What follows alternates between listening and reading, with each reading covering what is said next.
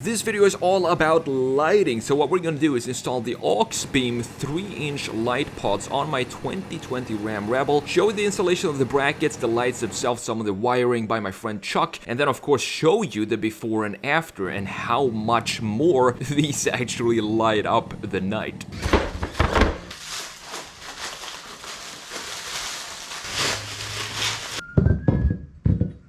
Alright, so here we have the brackets that are going on the base of the A-pillar. I guess you just need some basic tools. These are the hardware that came with it, so it's just a bunch of nuts.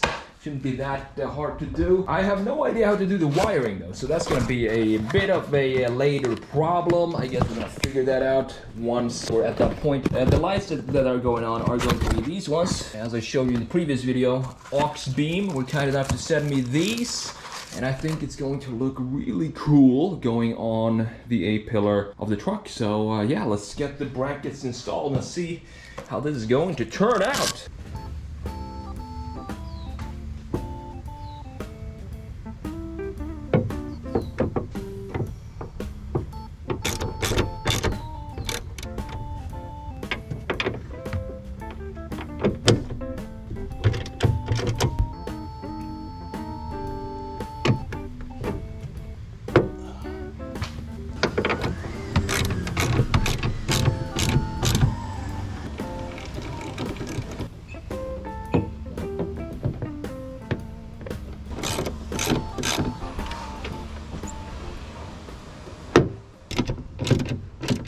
Alright, brackets are installed. So this is what it looks like. Super simple. Just slide them in under the in between the hood and the bracket itself.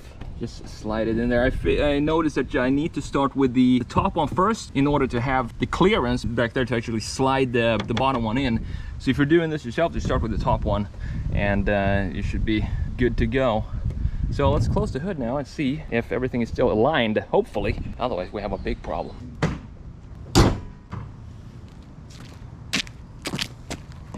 So it fits perfectly. There's no clearance issues and everything is just as it was before. You can see just how tight these brackets sit here. If you want to get these brackets yourself, I'm going to link them down in the description. But both sides seems to be looking pretty good right here. Now all we got to do is put the lights on here. Installing the lights themselves was pretty straightforward. They come with their own little brackets, so you just place the light inside of that bracket and then install the whole assembly onto the brackets that we just installed under the hood. Just remember to keep the bolts and nuts loose so you can adjust the angle of the lights once you have the wiring complete. So for the wiring, my neighbor and mechanic Chuck helped me out with that, so I'm gonna throw in some clips from how he did part of the wiring and also how he fabricated the bracket for the button itself on the inside. So here it goes. All right, another project for Mr. Sketch Monkey, which is nice because like he said, one of the things about having a mechanic neighbor is you only have to walk about 50 feet and do some wiring, hide it in there, make it look factory, because that's what I do because I'm particular like that. My job here is to make this bird's nest of wires look as tidy as possible, as factory as possible. I have to figure out where I'm going to go through the firewall, and I'm not going to do what a lot of guys would do and just go,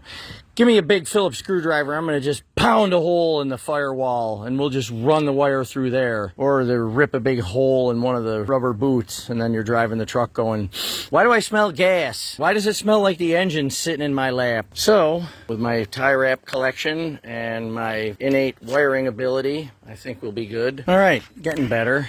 Although I probably could have picked it up from the fuse box, I decided to go directly to the battery because they have a built-in fuse and a relay like professional, trying to make it look, you know, as factory as possible, even though the factory might not have a relay just hanging out there in outer space. But I also like to take advantage of the factory wire hiding arrangement wherever possible. So I ran the wire along there and out here. I wrapped it to the bracket. Yeah, I had to go buy a package of tie wraps because I ran out all the red ties that I was saving. How many of you have seen this? Get out of town. That's $175, I'll have you know. I had to do that with my teeth. But I like the way it cuts it off. Perfectly flush, nice, and sanitary. Now, to finish it off, what I'll probably do is I'll just run some black tape here and, you know, run it through the door jamb. And I got it tied right up here. Look, handy right there where you can get to it.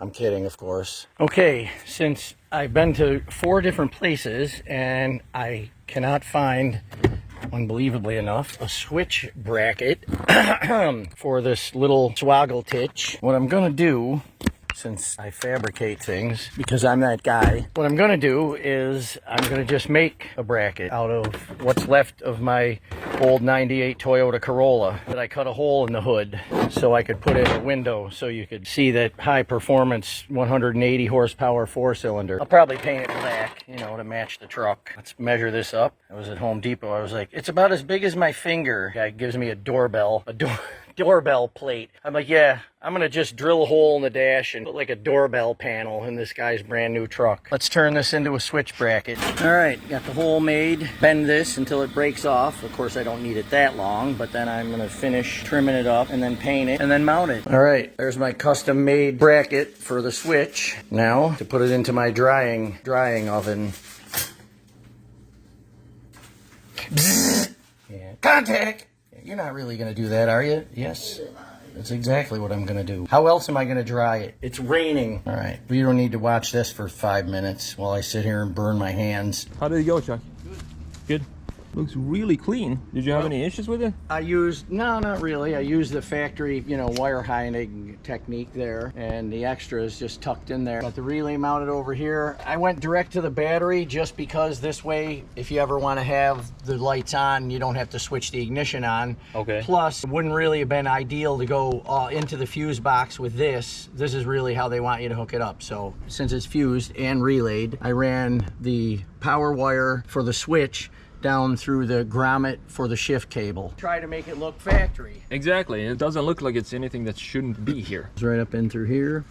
Runs across there, you know. And it was I tie wrapped everything nice and tight so nothing moves around. Yeah, I couldn't go, initially I wanted to go this way with the wire, but then what was happening is it was pinching in between the hood and the fender. Okay. So I had to reroute the wire on the back side of the bracket, but that's why I tie wrapped it there, so it's got a little bit of loop in it. It looks nice. I tried to be symmetrical side to side. Like I said, when they say clip off the Christmas tree fastener, I'm like, why do I have to do that? I don't want to do that. Tie wrap around it. Yeah. Because I always do things with the idea that somebody might want to have all the original parts and put it back to stock for whatever crazy reason. You know, well, what if I mean? you're gonna resell it and you want to bring it back to stock, that's a good idea. I don't think anybody would ever know, you know. Yeah. I mean, other than the fact that it says Ready Lift, you could just say, well, I put lighter control arms on it. They would just notice that something is different about it, and it just looks better than stock, even though they wouldn't know what exactly it is. Yeah, they'd it's be a little looking at tiny. it going, something got changed. Did you try the lights on? Yeah. Oh yeah. Want me to turn them on? Yeah, let's see how it looks like. It's not going to show a lot Light up the in world. the middle of the day, but